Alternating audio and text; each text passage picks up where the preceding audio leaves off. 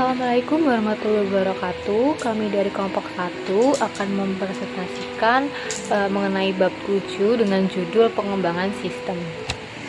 Sebelumnya, izinkan kami memperkenalkan anggota kelompok kami terlebih dahulu. Saya sendiri, Afiqah Fauza dengan NPM akhir 126. Ada Gio Menang Sujabat dengan NPM akhir 106. Dinda Aulia Rosa dengan NPM akhir 141. Gabriela Fladaren Roja dengan NPM akhir 152. Fitri Edrianti dengan NPM akhir 352. Dan Dewi Sinta Fauziah dengan NPM akhir 354.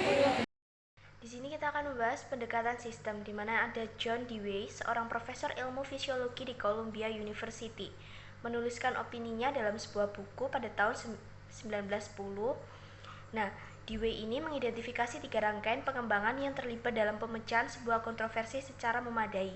Yang pertama itu ada menggali kontroversi, kemudian yang kedua itu mempertimbangkan klaim-klaim alternatif, dan yang ketiga ada membentuk suatu pertimbangan. Nah, pendekatan sistem adalah serangkaian langkah-langkah pemecahan masalah yang memastikan bahwa satu masalah itu telah dipahami dan solusi-solusi alternatif itu telah dipertimbangkan serta solusi berhasil dipilih. Selanjutnya di sini kita akan membahas 4 hal. Yang pertama ada urutan langkah, kemudian ada upaya persiapan, kemudian ada upaya definisi, dan yang terakhir itu ada upaya solusi. Kita masuk ke upaya langkah terlebih dahulu, di mana terdapat 10 langkah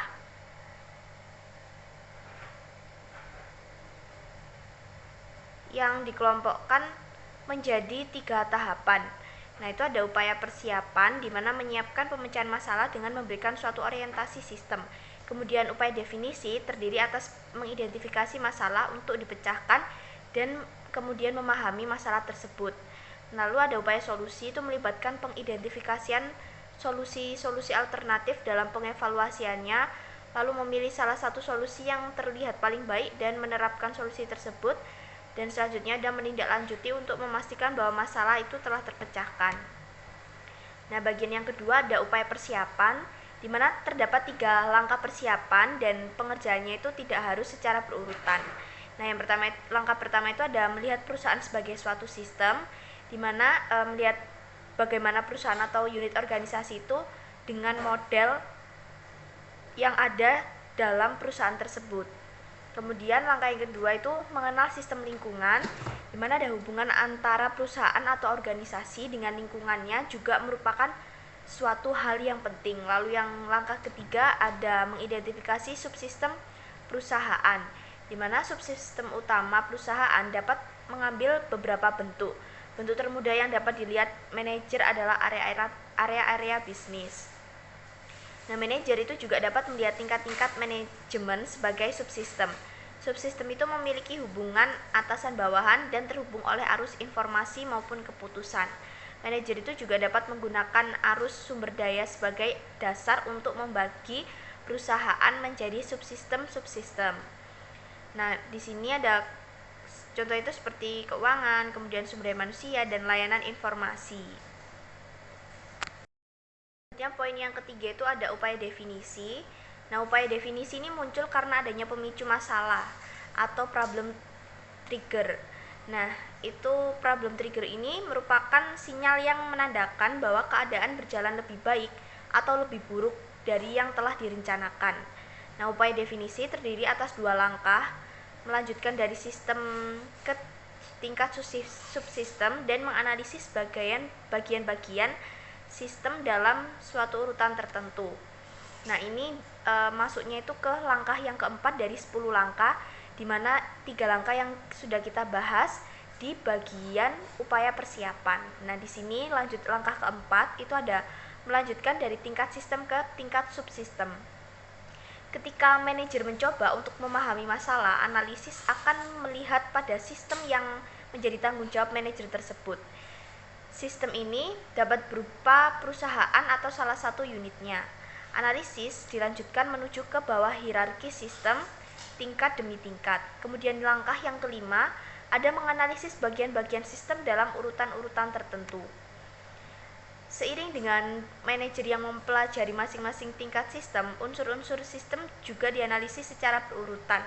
Adapun 7 unsur sebagai berikut. Yang pertama ada unsur mengevaluasi standar, itu masuk unsur 1. Di sini standar kinerja bagi suatu sistem biasanya dinyatakan dalam bentuk rencana, anggaran, dan kuota. Nah, manajemen itu menentukan standar dan harus memastikan bahwa standar tersebut itu realistis, dapat dipahami, dapat diukur, dan valid. Lalu ada unsur yang kedua itu membandingkan output sistem dengan standar. Jadi setelah manajer itu merasa puas dengan standar-standar yang ada, mereka itu akan mengevaluasi output sistem dengan membandingkannya pada standar. Lalu yang ketiga, ada unsur mengevaluasi manajemen, itu diberikan satu penilaian kritis atas manajemen dan struktur organisasi sistem. Lalu ada unsur yang keempat, mengevaluasi prosesor informasi, itu ada kemungkinan terdapat tim manajemen yang baik, namun tim tersebut itu tidak dapat mendapatkan informasi yang ia butuhkan. Lalu ada unsur yang kelima, mengevaluasi input dan sumber daya input, di mana ketika analisis pada sistem di tingkat ini telah tercapai, sistem konseptual tidak lagi menjadi masalah dan masalah lain terdapat pada sistem fisik. Lalu ada unsur yang keenam, itu mengevaluasi proses transformasi, di mana prosedur-prosedur dan praktik-praktik yang tidak efisien itu dapat menimbulkan kesulitan dalam mengubah input menjadi output. Lalu ada unsur yang ketujuh, itu mengevaluasi sumber daya output. Jadi dalam menganalisis unsur kedua tadi, itu kita akan memberikan perhatian pada output yang diproduksi oleh sistem. Contohnya dari sumber daya yang ada itu adalah gudang, barang jadi, kemudian personel, serta armada truk pengirim.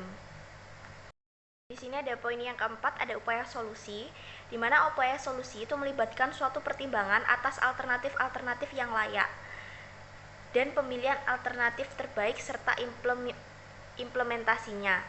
Nah, di sini lanjutannya ada langkah ke-6 sampai langkah ke-10. Langkah yang ke-6 mengidentifikasi solusi-solusi alternatif. Nah, di sini manajer itu mengidentifikasi cara-cara yang berbeda untuk memecahkan masalah yang sama. 3 solusi alternatif yang diidentifikasi yakni menambah lebih banyak alat ke komputer yang sudah ada untuk meningkatkan kepastian dan kecepatannya, kemudian mengganti komputer yang ada dengan komputer yang lebih besar, dan yang ketiga itu mengganti komputer yang ada dengan LAN, komputer-komputer yang lebih kecil. Lalu ada langkah yang ketujuh, mengevaluasi solusi-solusi alternatif. Jadi semua alternatif itu harus dievaluasi dengan menggunakan kriteria evaluasi yang sama, yang mengukur seberapa baik suatu alternatif itu dapat memecahkan masalah. Kemudian langkah yang ke-8 ada memilih solusi yang terbaik. Jadi setelah mengevaluasi alternatif yang ada, kita itu harus memilih alternatif yang terbaik. Seperti yang diungkapkan Henry, seorang teoritikus manajemen, yaitu mengidentifikasi 3 cara yang dilakukan manajer dalam memilih alternatif yang terbaik. Yang pertama itu ada analisis, itu adalah suatu evaluasi sistematis atas pilihan-pilihan dengan mempertimbangkan konsekuensinya pada sasaran organisasi. Lalu yang kedua ada pertimbangan, di mana itu adalah proses mental dari seorang manajer. Dan yang ketiga itu ada tawar-menawar, yaitu negosiasi di antara beberapa manajer. Lalu langkah yang ke-9 ada mengimplementasikan solusi. Jadi masalah tidak akan terpecahkan hanya dengan memilih solusi yang terbaik. Kita tuh perlu mengimplementasikan solusi tersebut. Dalam contohnya itu perlu dilakukan pemasangan peralatan komputasi yang dibutuhkan dalam adanya masalah di suatu komputer, seperti kekurangan untuk sistem dari komputer tersebut sehingga tidak bisa mendukung atau menopang jalannya tujuan perusahaan yang berkaitan dengan komputerisasi. Lalu langkah yang ke-10 ada menindaklanjuti untuk memastikan keefektifan solusi. Manajer dan para pengembang hendaknya itu tetap mengawasi situasi untuk memastikan bahwa solusi yang dipilih itu telah mencapai hasil yang direncanakan. Selanjutnya saya akan menjelaskan tentang siklus hidup pengembangan sistem. Jadi pendekatan sistem ini merupakan sebuah metodologi. Nah, metodologi itu salah satu cara yang direkomendasikan dalam melakukan sesuatu. Pendekatan sistem ini adalah metodologi dasar dalam memecahkan segala jenis masalah. Siklus hidup pengembangan sistem adalah aplikasi dari pendekatan sistem bagi pengembangan suatu sistem organisasi. Yang selanjutnya ada SDLC tradisional. Jadi tidak dibutuhkan waktu lama bagi seorang pengembang sistem. Yang pertama untuk mengetahui bahwa terdapat beberapa tahapan pekerjaan pengembangan yang perlu dilakukan dalam urutan-urutan tertentu. Jika suatu proyek ini ingin memiliki kemungkinan berhasil yang paling besar. Nah, tahapan-tahapan tersebut itu ada perencanaan, analisis, desain, implementasi, dan juga penggunaan. Nah, proyek direncanakan dan sumber-sumber daya yang dibutuhkan untuk melakukan pekerjaan kemudian disatukan. Jadi sistem yang ada juga dianalisis untuk memahami masalah dan menentukan persyaratan fungsional dari sistem yang baru ini. Nah, sistem baru ini kemudian dirancang dan diimplementasikan. Setelah implementasi, sistem kemudian digunakan idealnya untuk jangka waktu yang lama. Karena pekerjaan-pekerjaan di atas mengikuti satu pola yang teratur dan dilaksanakan dengan cara dari atas ke bawah, SDLC tradisional seringkali disebut sebagai pendekatan air terjun. Nah, aktivitas ini memiliki aliran satu arah menuju ke penyelesaian proyek. Nah, untuk figur 7.4 mengilustrasikan sifat melingkar dari siklus hidup ketika sebuah sistem telah melampaui masa manfaatnya dan harus diganti, satu siklus hidup baru akan dimulai dengan diawali oleh tahap perencanaan. Selanjutnya ada prototyping. Nah, meskipun sulit untuk membantah SDLC tradisional dengan diungkapkannya tahapan-tahapan di atas secara logis, metode ini tuh masih memiliki kelemahan. Jadi seiring dengan bertambahnya ukuran dan kompleksitas suatu sistem, melewati tahapan-tahapan dengan sekali jalan menjadi suatu hal yang semakin tidak mungkin untuk dilakukan. Para pengembang selalu melakukan looping kembali dan mengerjakan ulang untuk mendapatkan sebuah sistem yang dapat memuaskan para penggunanya. Proyek-proyek juga cenderung berlanjut hingga waktu berbulan-bulan dan bertahun-tahun dan hampir selalu melebihi anggarannya. Sebagai tanggapan atas keterbatasan-keterbatasan ini, para pengembang sistem memutuskan untuk menerapkan suatu teknik yang telah terbukti dalam pekerjaan-pekerjaan lain. Misalnya desain mobil yaitu penggunaan prototipe. Type. Jadi dalam penerapannya pada pengembangan sistem, prototipe ini adalah satu versi dari sebuah sistem potensial yang memberikan ide bagi para pengembang dan calon pengguna bagaimana sistem ini akan berfungsi dalam bentuk yang telah selesai. Nah, proses pembuatan prototipe ini disebut dengan prototyping. Jadi dasar pemikirannya adalah membuat prototipe secepat mungkin bahkan dalam waktu semalam, lalu memperoleh umpan balik dari pengguna yang akan kemungkinan ini prototipe tersebut diperbaiki kembali dengan sangat cepat. Selanjutnya yaitu ada jenis-jenis prototipe. Nah, terdapat dua jenis. Yang pertama yaitu evolusioner dan persyaratan. Nah, prototipe evolusioner ini terus-menerus disempurnakan sampai memiliki seluruh fungsionalitas yang dibutuhkan pengguna dari sistem yang baru. Lalu prototipe ini kemudian dilanjutkan produksi. Jadi satu prototipe evolusioner akan menjadi sistem aktual. Nah, akan tetapi jika prototipe persyaratan dikembangkan sebagai satu cara untuk mendefinisikan persyaratan-persyaratan fungsional dari sistem baru ketika pengguna tidak mampu mengungkapkan dengan jelas apa yang mereka inginkan. Lalu terdapat 4 langkah buat pengembangan prototipe dengan evolusioner, jenis evolusioner. Nah, yang pertama yaitu dengan mengidentifikasi kebutuhan pengguna, lalu membuat satu prototipe, dan yang ketiga menentukan apakah prototipe ini dapat diterima, dan yang keempat langkah terakhir itu dengan menggunakan prototipe.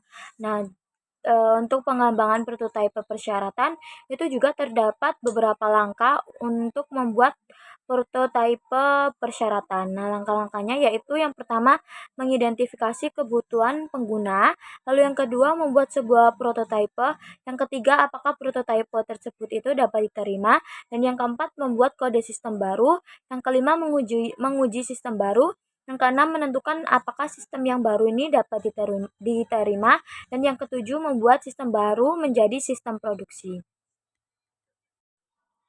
Yang selanjutnya ada daya tarik prototyping. Nah, daya tarik yang pertama yaitu membaiknya komunikasi antara pengembang dan pengguna. Lalu yang kedua, pengembang ini dapat melakukan pekerjaan yang lebih baik menentukan kebutuhan pengguna. Lalu yang ketiga, memainkan peranan yang lebih aktif dalam pengembangan sistem. Dan yang keempat, pengembang dan pengguna menghabiskan waktu dan usaha yang lebih sedikit dalam mengembangkan sistem. Dan yang terakhir yaitu implementasi menjadi lebih mudah karena pengguna ini tahu apa yang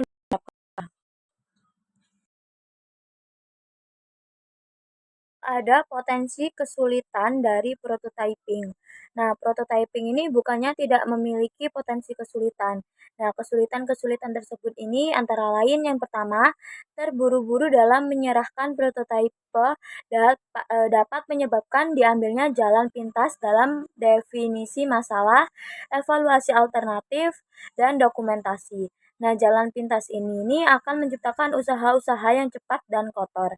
Lalu yang kedua, pengguna dapat terlalu gembira dengan prototipe yang diberikan yang mengarah pada ekspektasi yang tidak realistis sehubungan dengan sistem produksi nantinya. Dan yang ketiga, prototipe evolusioner ini bisa dijadikan tidak terlalu efisien. Dan yang terakhir, antarmuka komputer manusia yang diberikan oleh beberapa alat prototyping tertentu kemungkinan tidak mencerminkan teknik-teknik desain yang baik. Nah, satu metodologi yang memiliki tujuan yang sama dengan prototyping yaitu memberikan respons yang cepat atas kebutuhan pengguna. Namun dengan lingkup yang lebih luas adalah RAD. Nah, istilah RAD ini dari Rapid Application Development atau pengembangan aplikasi cepat. Diperkenalkan oleh konsultan komputer dan penulis James Martin. Setelah ini mengacu pada suatu pengembangan siklus yang dimaksudkan untuk memproduksi sistem dengan cepat tanpa mengorbankan mutunya. Nah, RAD ini adalah kumpulan strategi, metodologi, dan alat terintegrasi yang terdapat dalam suatu kerangka kerja yang disebut dengan rekayasa informasi. Nah, rekayasa informasi ini adalah nama yang diberikan Martin kepada seluruh pendekatan pengembangan sistemnya yang ia perlukan sebagai suatu aktivitas perusahaan secara menyeluruh. Nah, istilah perusahaan digunakan untuk menjabarkan keseluruhan perusahaan. Yang selanjutnya ini tuh ada gambar dari figur 7.7 tentang pengembangan aplikasi cepat merupakan bagian integral dari rekayasa informasi. Nah, figur 7.7 ini mengilustrasikan siklus hidup RAD menurut Martin yang menunjukkan banyaknya upaya yang dikeluarkan oleh baik pengguna maupun spesialis informasi. Nah, nama-nama tahapan siklus hidup Martin ini tuh sedikit berbeda dari yang telah kita pergunakan untuk SDLC tradisional, namun melibatkan urutan pekerjaan yang sama. Dalam siklus hidup tradisional, perwakilan-perwakilan dari Departemen Sistem Informasi melakukan mayoritas pekerjaan dengan pengguna hanya mendapatkan momentum selama serah terima. Nah, hal yang sebaliknya berlaku dalam siklus hidup RAD seperti yang diilustrasikan dalam figur 7.7 di mana pengguna memainkan peran penting kecuali dalam tahap konstruksi. Logika yang mendasari Martin adalah bahwa semakin banyak keterlibatan pengguna, khususnya selama tahap-tahap awal, maka hal tersebut ini akan kemungkinan sistem dikembangkan dengan lebih cepat. Serah terima menjadi lebih cepat dalam RAD dibandingkan dengan dalam siklus hidup tradisional. Selanjutnya, unsur-unsur penting RAD. RAD membutuhkan 4 unsur penting. Yang pertama, manajemen. Khususnya manajemen puncak, hendaknya menjadi penguji coba atau eksperimenter yang suka melakukan hal-hal dengan cara baru atau pengadaptasi awal yang dengan cepat mempelajari bagaimana cara menggunakan metodologi-metodologi baru. Yang kedua, orang. Daripada hanya memanfaatkan satu tim untuk melakukan seluruh aktivitas SDLC, RAD, menyadari adanya efisiensi yang dapat dicapai melalui penggunaan tim-tim khusus. Yang ketiga, metodologi. Metodologi dasar RAD adalah siklus hidup RAD. Lalu yang keempat, alat-alat. Alat-alat RAD terutama terdiri atas bahasa-bahasa generasi keempat dan alat-alat rekayasa peranti lunak dengan bantuan komputer yang memfasilitasi prototyping dan penciptaan kode. Selanjutnya, pengembangan berfase. Pengembangan berfase adalah suatu pendekatan bagi pengembangan sistem informasi yang terdiri atas 6 tahap. Yang pertama, investigasi awal. Para pengembang, termasuk pengguna dan juga spesialis informasi, melakukan analisis usaha dengan tujuan untuk mempelajari tentang organisasi dengan masalah sistemnya, mendefinisikan tujuan, hambatan, risiko, dan ruang lingkup sistem baru, mengevaluasi proyek maupun kelayakan sistem, melakukan subdivisi sistem menjadi komponen-komponen besar, dan mendapatkan umpan balik pengguna. Yang kedua, analisis. Pengembang menganalisis persyaratan fungsional pengguna untuk masing-masing modul sistem dengan menggunakan berbagai macam teknik pengumpulan informasi dan kemudian mendokumentasikan temuan-temuannya dalam bentuk model-model proses, data, dan objek. Yang ketiga, desain. Pengembang merancang komponen dan antarmuka dengan sistem-sistem lain untuk setiap modul sistem yang baru dan kemudian mendokumentasikan desain dengan menggunakan berbagai jenis teknik pemodelan. Yang keempat, konstruksi awal. Jadi pengembang membuat dan menguji peranti lunak dan data untuk setiap modul sistem dan mendapatkan umpan balik dari pengguna. Lalu yang kelima, konstruksi akhir. Jadi peranti lunak modul diintegrasikan untuk membentuk sistem yang lengkap yang diuji bersama-sama dengan datanya. Yang terakhir, pengujian dan pemasangan sistem. Pengembang merancang dan melaksanakan uji sistem yang tidak hanya mencakup peranti lunak dan data, melainkan juga sumber daya informasi lainnya seperti peranti keras, fasilitas, personel, dan prosedur. Komponen-komponen sistem dipasang dan dilakukan uji penerimaan pengguna. Selanjutnya, fase-fase modul. Dalam contoh ini, sistem telah dibagi menjadi 3 modul utama. Yang pertama, pembuat laporan, basis data, dan antarmuka web. Jumlah modul akan bervariasi untuk masing-masing sistem, mulai dari 1 hingga sekitar selusin. Analisis, desain, konstruksi awal, dan tinjauan pengguna dilaksanakan secara terpisah untuk masing-masing modul. Lebih jauh lagi, ketiga, fase ini dapat diulang kembali jika diminta oleh tinjauan pengguna yang mencerminkan pengaruh dari prototyping. Jika prototyping paling sesuai digunakan untuk sistem kecil, metodologi RAD paling sesuai untuk sistem besar, maka pengembangan berfase dapat digunakan untuk pengembangan segala jenis ukuran sistem. Kuncinya adalah cara bagaimana sistem dibagi menjadi modul-modul yang masing-masing akan dianalisis, dirancang, dan dibuat secara terpisah. Selanjutnya, desain ulang proses bisnis. Proses pengerjaan ulang sistem disebut dengan istilah rekayasa ulang atau disebut juga dengan istilah desain ulang proses bisnis. BPR memengaruhi operasi IT perusahaan dalam 2 hal. Pertama, IT dapat menerapkan BPR untuk mendesain ulang sistem informasi yang hidupnya tidak dapat dipertahankan lagi dengan pemeliharaan biasa. Kedua, ketika sebuah perusahaan menerapkan BPR pada operasi-operasi utamanya, usaha ini akan selalu memberikan efek gelombang yang menyebabkan perancangan ulang sistem informasi. Selanjutnya, inisiasi strategis proyek-proyek BPR. menunjukkan bahwa proyek-proyek seperti ini dipicu oleh suatu masalah atau peluang. Di lingkaran pertama, manajemen strategis memutuskan bahwa BPR layak untuk dilakukan dan menyetujui proses-proses fisik didesain ulang. Lalu lingkaran kedua, manajemen strategis juga dapat mengizinkan sistem informasi dirancang ulang guna mengambil manfaat dari teknologi modern. Yang ketiga, lingkaran ketiga, ketika proses-proses fisik dirancang ulang, seringkali akan terjadi efek domino yang akhirnya menyebabkan terjadinya perancangan ulang sistem informasi yang terkait. Di sini saya akan menjelaskan tentang rekayasa terbalik. Jadi rekayasa terbalik ini adalah proses menganalisis sistem yang sudah ada untuk mengidentifikasi unsur-unsur dan saling keterbukaan di antara unsur-unsur tersebut sekaligus untuk membuat dokumentasi pada tingkat abstraksi yang lebih tinggi daripada yang telah ada saat ini. Untuk titik awal dalam rekayasa terbalik sebuah sistem adalah kode komputernya yang diubah menjadi dokumentasi.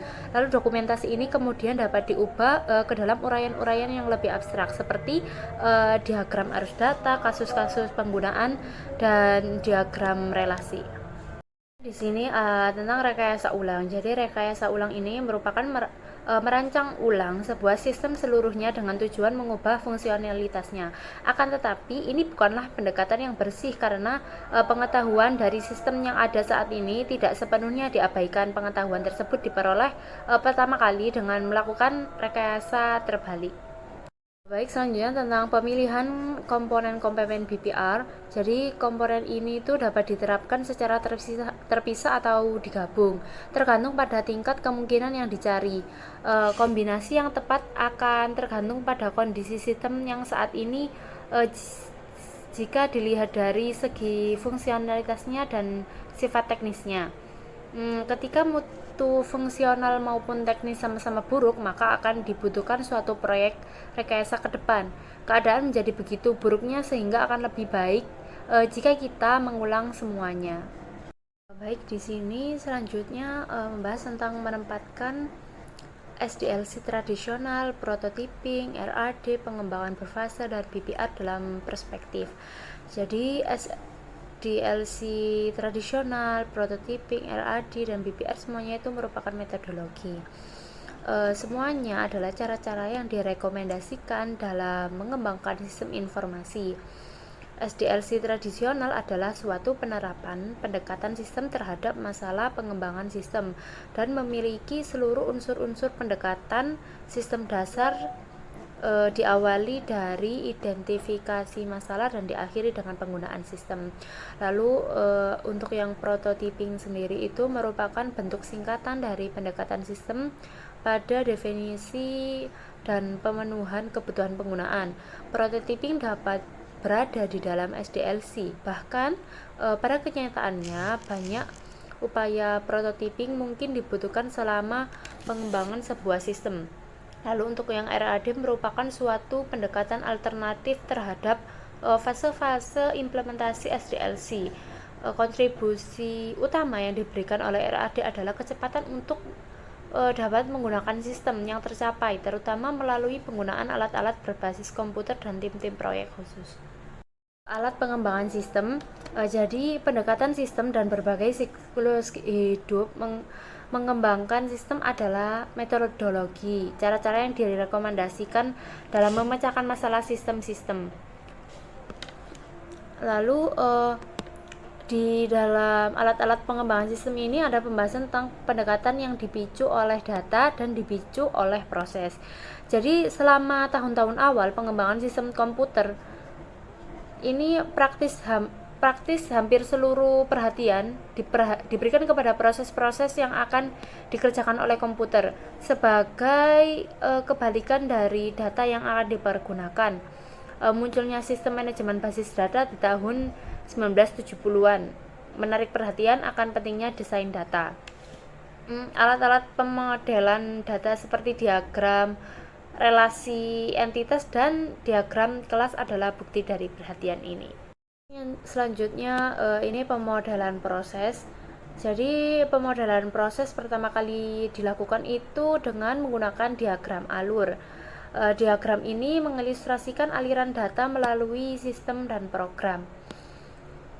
Lalu di sini ada diagram arus data.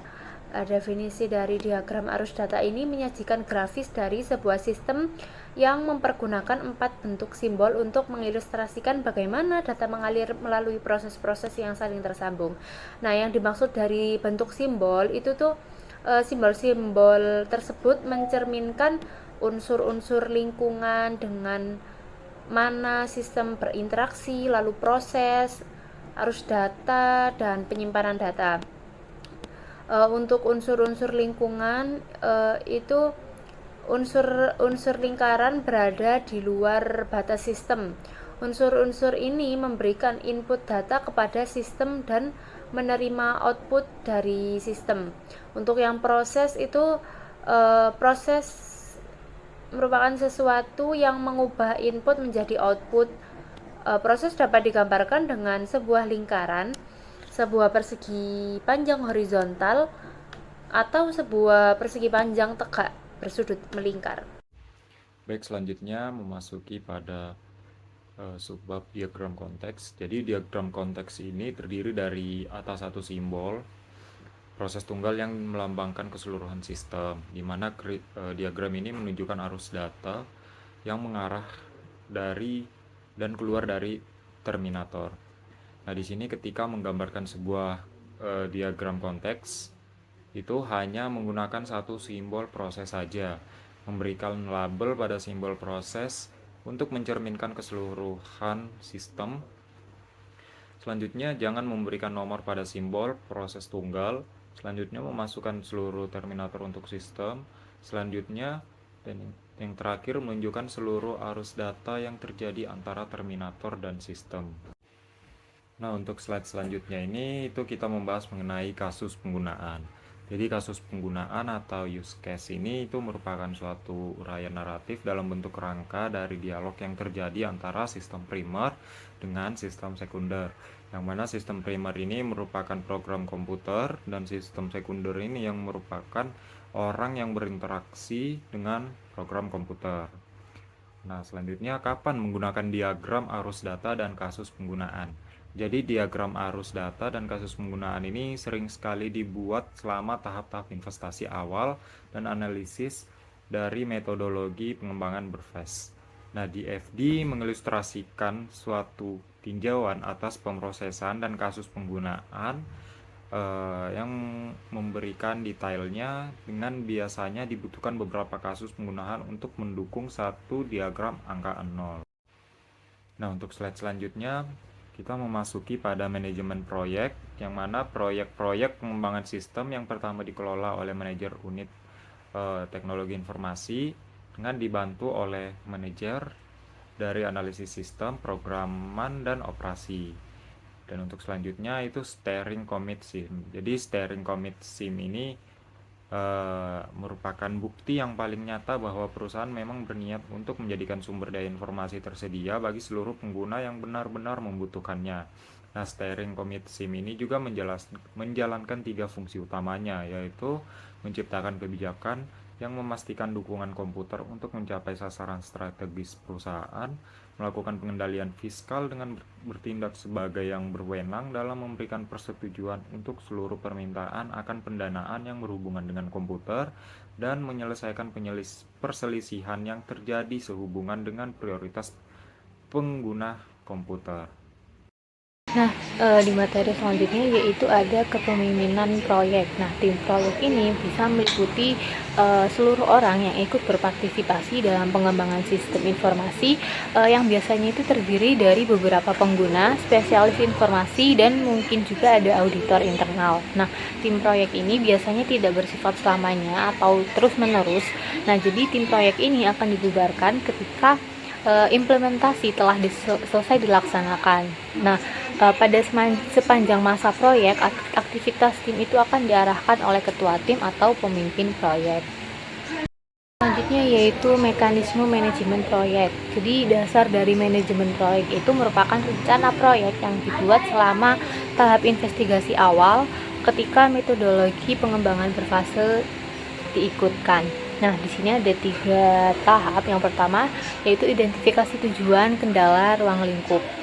Yang kedua yaitu identifikasi pekerjaan yang harus dilakukan, dan yang terakhir yaitu mengkomunikasikan dengan komite. Jadi di sini komite itu bisa melakukan pertemuan secara berkala, dan pimpinan proyek akan melengkapi laporan-laporan tertulis itu dengan laporan lisan yang meninjau kemajuan, mengidentifikasi tantangan, dan menyebutkan tindakan yang akan dilakukan masa mendatang, sehingga komite itu dapat mengikuti perkembangan masing-masing proyek dan mengambil keputusan yang ditujukan untuk memastikan bahwa proyek akan dapat selesai dengan sukses dan berada dalam batasan waktu dan anggarannya.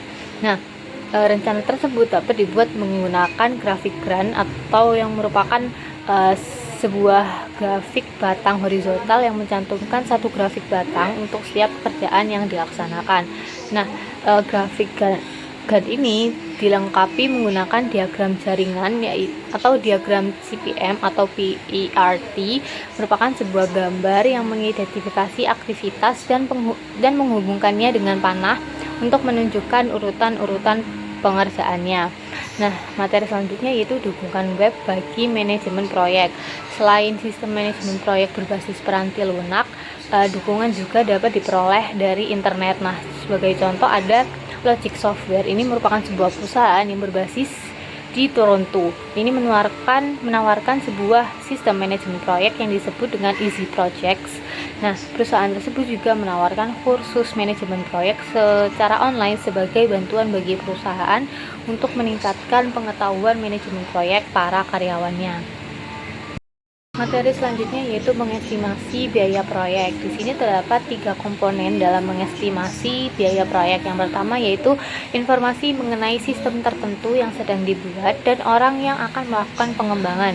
Yang kedua yaitu pengalaman historis, dan yang terakhir adalah pengetahuan mengenai proses pengembangan peranti lunak dan alat-alat serta teknik estimasi.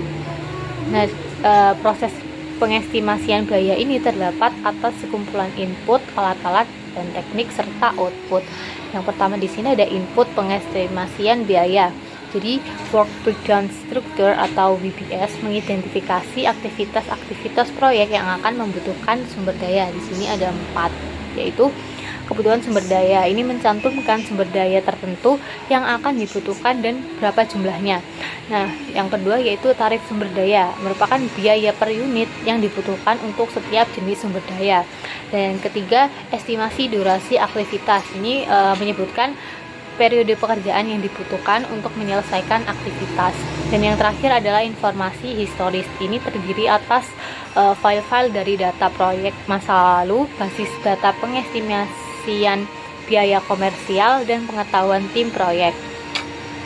Selanjutnya yaitu ada alat-alat dan teknik estimasi biaya. Teknik estimasi biaya di sini ada 3, yaitu estimasi analogis. Ini menggunakan biaya aktual proyek-proyek serupa yang telah dilakukan di masa lalu sebagai dasar untuk memproyeksikan biaya dari proyek yang sedang dipertimbangkan. Teknik ini digunakan ketika hanya terdapat sedikit informasi lain yang tersedia, dan biasanya ini lebih murah, tetapi pada umumnya kurang akurat. Nah, yang kedua, estimasi dari bawah ke atas, dimulai dengan detail setiap aktivitas di dalam grafikkan, lalu mengkalikannya dengan data biaya. Jadi semakin banyak data, maka semakin akurat pula hasil yang diperkirakan. Ketiga yaitu model-model sistem matematis. Nah, ini dapat digunakan untuk menguantifikasi karakteristik proyek dan membuat simulasi dari berbagai macam skenario. Hasil output teknik ini akan paling akurat ketika data historisnya kuat. Karakteristiknya dapat dikuantifikasi dengan mudah, dan model tersebut dapat diatur skalanya sehingga dapat menangani ukuran proyek dalam rentang yang lebar. Nah, untuk alat estimasi biaya di sini terdapat alat terkomputerisasi yang dapat digunakan secara terpisah atau menyederhanakan alat-alat yang baru saja diuraikan. Nah, yang materi terakhir yaitu output pengestimasian biaya. Output yang dihasilkan meliputi estimasi biaya, detail-detail pendukung, dan rencana manajemen biaya. Estimasi biaya dibuat untuk seluruh sumber daya yang dibebankan ke proyek dan biasanya dinyatakan dalam unit keuangan yang berlaku. Estimasi biaya dapat disempurnakan kembali selama proyek berlangsung untuk mencerminkan tambahan informasi seiring dengan semakin jelasnya dan berjalannya proyek tersebut. Yang kedua yaitu detail-detail pendukung mendokumentasikan bagaimana estimasi tersebut dihitung dan setiap asumsi yang diambil. Dan yang terakhir yaitu rencana manajemen menjelaskan bagaimana varians biaya akan dikelola. Baik, sekian dari presentasi kelompok kami. Mohon maaf apabila ada salah kata. Wassalamualaikum warahmatullahi wabarakatuh.